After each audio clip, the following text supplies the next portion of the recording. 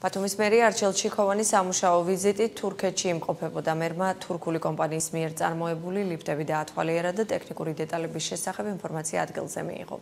ელექტრონულ ტენდერში გამარჯვებულ კომპანიასთან გაფორმებული ხელშეკრულების შესაბამისად 2025 წლის 10 დეკემბრამდე ახალი თანამედროვე სტანდარტების შესაბამისი ლიფტები ჯამში 98 მისამართზე მოეწყობა.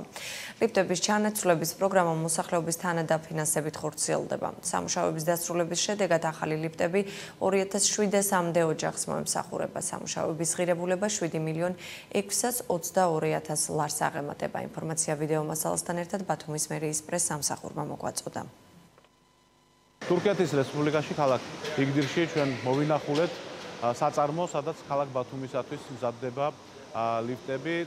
ჩვენი ლიფტების ჩანაცვლების პროექტის აქტიური განხორციელება მიმდინარეობს. მიმდინარე წლისში 25 ლიფტი შეიცვლება ჩვენი ქალაქისათვის სხვადასხვა მისამართზე.